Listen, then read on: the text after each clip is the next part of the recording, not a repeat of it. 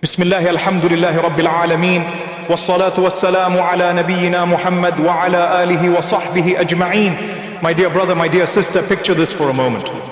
It is early morning, Fajr has just finished, the house is quiet. Your children are still sleeping, you sit for a moment on the edge of your bed, phone in your hand, opening your banking app, looking at the numbers and silently calculating bills, rent, school fees, groceries, medicine, responsibilities. You look at your children and you think, will I be able to provide for them? What will their future look like? Will they struggle the way I struggled? Your heart feels heavy, your mind races. You are a believer, you say Alhamdulillah, you know Allah is Ar-Razzaq, the provider. But deep inside, the fear is still there. You think the solution is only more work, more hours, more hustle, more worry. But what if there is something else? Something from the Qur'an itself. A verse you can hold on to every morning after Fajr that fills your life and your children's lives with rizq and barakah by the permission of Allah. A verse that does not just bring money, but brings something much better. Contentment, sufficiency, peace, protection. Allah your Rabb knows your fear. He knows your worries about money, about your family, about the future. He tells us clearly in the Qur'an, meaning there is no creature on earth except that its provision is upon Allah. Even the birds that wake up hungry and return home full, they are not fed by their own intelligence. They are fed by the one who wrote their provision. So what about you, the believer who makes sujood, who says La ilaha illa Allah, who raises their hands in dua? Do you think Allah will forget you? Never. There is a verse in Surah At-Tawbah that many scholars and righteous people have clung to in times of fear, pressure, and need. A verse of deep tawakkul and surrender. It is Hasbiyallahu la ilaha illa huwa, alayhi tawakkaltu wa huwa Rabbul arshil azeem. Meaning Allah is sufficient for me. There is no God except Him. Upon Him I place my trust, and He is the Lord of the mighty throne. These are not just beautiful words, they are a declaration. Allah is sufficient for me, not my job, not my boss, not my clients, not my degree, not my business. Allah is enough. There is no God except Him. No one controls my rizq except Him. No system, no economy, no person can block what He wants to reach me. Upon Him I place my trust. I use the means, but my heart leans only on Allah. And He is the Lord of the mighty throne. The throne so vast that all the heavens and earth are like a tiny ring in a desert compared to it. And the Lord of that throne is saying to you, I am enough for you. Some scholars mention that whoever makes this verse their morning companion, reciting it with a heart full of trust, sees their worries eased and their rizq taken care of in ways they did not expect. Not magic, not superstition, the natural result of real tawakkul. The problem for many of us is that in reality, we have placed our trust in everything except Allah. Deep down, we believe, my salary feeds my family. The market decides my future. If this door closes, my life is over. This fear of poverty, this hidden attachment to dunya, this weak tawakkul eats away at our peace. We pass this anxiety to our children without realizing it. They grow up feeling that money is safety, not Allah. So how do we gently change this using that one verse after Fajr? Here are a few simple steps you can start today, inshaAllah.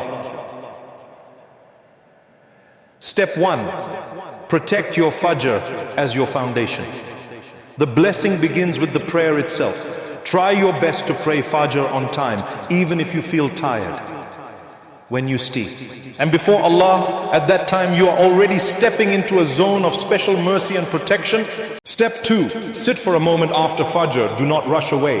Resist the urge to grab the phone or collapse back into bed. Stay seated on your prayer mat or on your bed for a few extra minutes. Let the quiet of the early morning surround you. This is your private meeting with your Rabb. Step 3, recite the verse with reflection and trust. Recite Hasbiyallahu la ilaha illa huwa, alayhi tawakkaltu wa huwa Rabbul arshil azeem.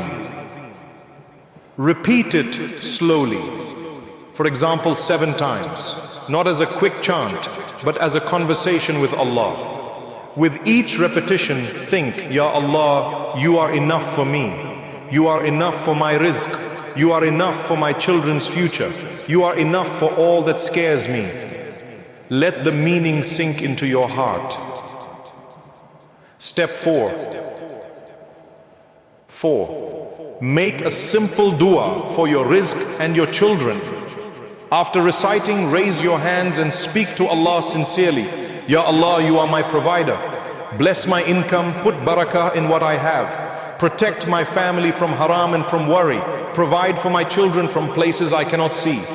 Make them people of iman and good character, not just people of wealth. Your dua as a parent can be a shield and a light for your children long after you leave this dunya. Step 5. Walk into your day with halal effort and calm trust. Tawakkul is not sitting at home and waiting for money to fall from the sky.